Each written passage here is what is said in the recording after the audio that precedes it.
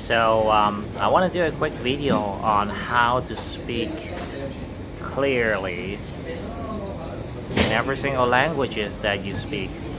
Well, for me, quite honestly, English is one of my weaker language. I've seen videos that I've done for Cantonese and Mandarin, and I have to say that is much better than my English counterpart. Why is that happening? Maybe it's because of the fact that English is not really my mother tongue. So I actually have to rethink twice. But here is the gist of how you could actually become a much better speaker in other languages. First of all, I would like to say that it is impossible to translate from English to Chinese or Chinese to English. If you actually do that in your head, you would actually become crazy, because those are two separate and not linking languages. So you should never speak like that. You should always have an English mindset. So to put it into perspective, you should always have a Windows English OS, not to juggle it backward and forward. You're gonna screw yourself over. So try to learn to actually speak that language natively. I think second is to actually observe of how to speak that language, because you cannot speak using your mother tongue to speak the foreign language. You would sound weird. You cannot translate it. You actually have to just have that mind, have that soul. You have to watch their movies. You have to watch the people around you, how they interact, what they actually speak in real life. It's very different from how they actually conduct themselves in a academic kind of way, because it just is different. Speaking and versus speaking in real people, real expressions and things like that. So you gotta learn those. You gotta also learn how the speech are, the pattern of the speech. Are they going faster? Where do they stop? Things like that. The gesticulations, because different languages have different gesticulations. I think if I'm doing Cantonese with all these hand gestures, it's inappropriate. It doesn't work. It doesn't go together. So, like for Italian guys, I guess supposedly to go like, that's how they get the tone keep on going up. I guess you have to kind of emulate that in order to actually speak correctly. So you actually have to remember, you actually have to have a different soul. It's kind of like having a personality, schizophrenic, a schizo kind of thing, in order to actually make that thing work. I think the most successful languages that I have had so far are Japanese, Cantonese, Mandarin, and English, and a little bit of French. The reason that I actually got better with French is because I actually worked in French companies. And I realized in not even trying too hard, my French speaking ability has become better. It's because of what? Listening to them all the time, seeing them how they gesticulate, how they shrug their shoulders. Because just there's so many things it entails in a language, including when they actually do such a thing, when it's appropriate to do such and such. So you actually have to copy them. You actually have to kind of be like them. But in a way, you would never be like them, because of why? You're not them. So it is very strange but true that a lot of even Asian Americans are born and raised in America.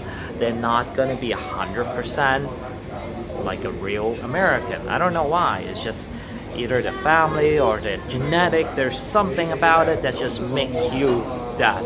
I think a lot of black people can actually understand that a little bit better, because blacks in America, they have been in America for the longest time. So they should act like everybody else. but in fact they have their own culture, they have their own way of speaking. They have their own vocabulary, a little bit different.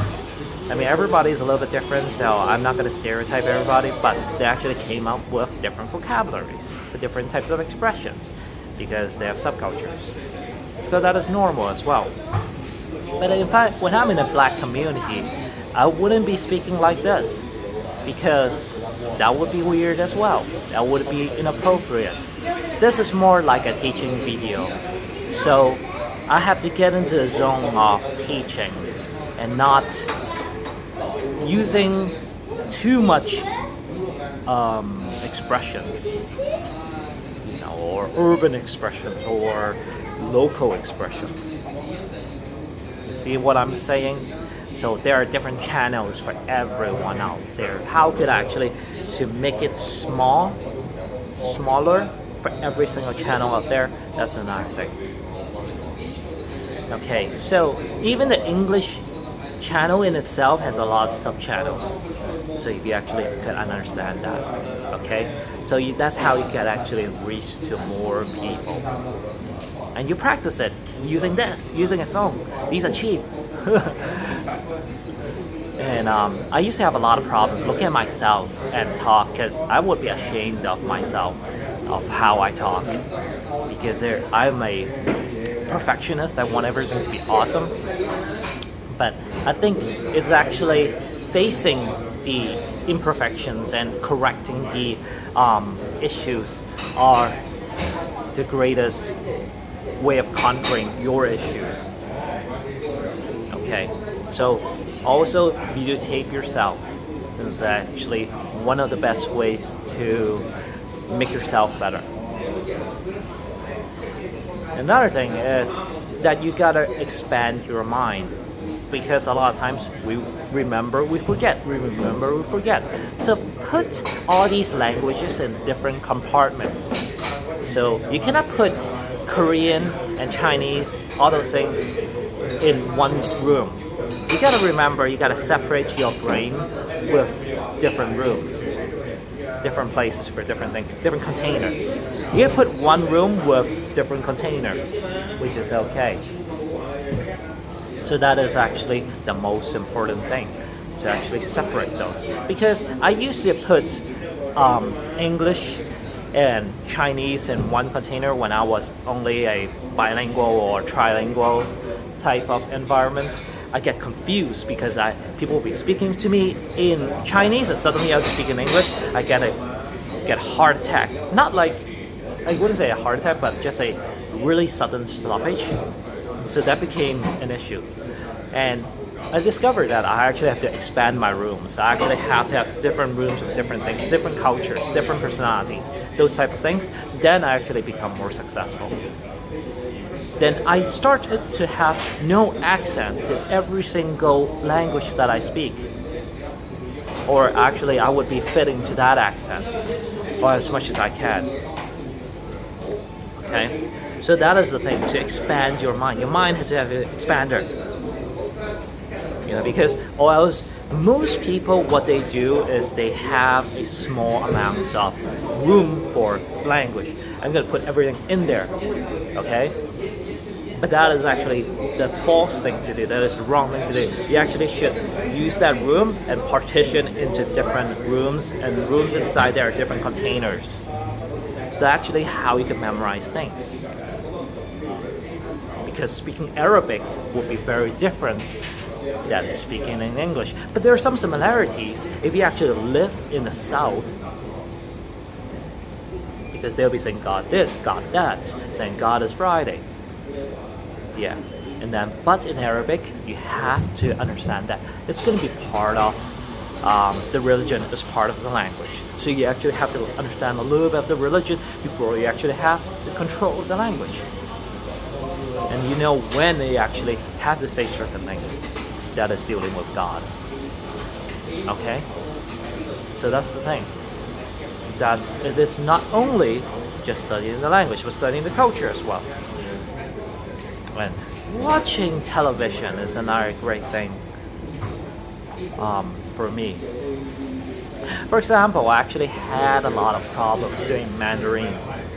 Mandarin is actually, I learned it way late. I learned it when I was 11 years old.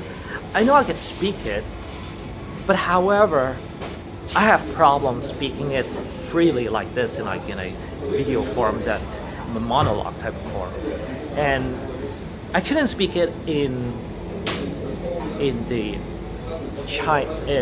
like a mainland Mandarin. And then, but I started thinking really hard in my head that what type of programs that I watched when I was a kid. I watched these Taiwanese programs, and actually how they actually spoke, that they could speak on and on and on and on by themselves. And then instead of me trying to emulate the Taiwanese, like the mainland Chinese type of speaking style, I use a Taiwanese style. So I use a Taiwanese style to speak and present. That makes me more comfortable. So I could actually go on and on without any jerking and unsmoothness. Because that is actually what I was comfortable with when I was a kid. Because I actually went to many Taiwanese people's homes.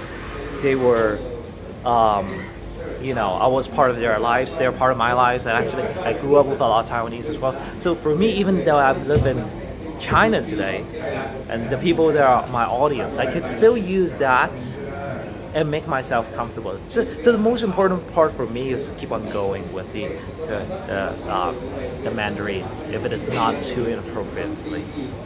Okay? But obviously, there are some of my weaker languages, such as Japanese, Korean, and Arabic.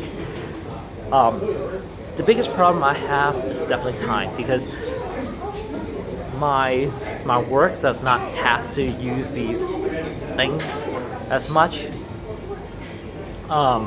So I would be a little bit worse in it. But the most important part is how to retain it is definitely to watch these TV programs, YouTube, whatever. Even if it is playing in the background, it's fine. Even if you don't understand what they're saying, it's fine. Because once you actually know the framework, once you actually remember how they actually speak, or the point of what they're trying to speak, once you're in the environment again, you capitalize it immediately. So you don't have to have any delays whatsoever to go back and emulate and be part of that society. You can actually go straight in. And that's the most important part about being successful, is that the opportunities are going to be limited, right? But the best opportunities are going to be waited for people that are well prepared for that opportunity. So when they see the opportunity, they'll seize it immediately. They wouldn't flinch on that decision, and immediately they immerse into it. Then they rise straight into it. And that is the thing. I hope this helps out for you about languages, and that's how I got a little bit better. And I hope you can do the same.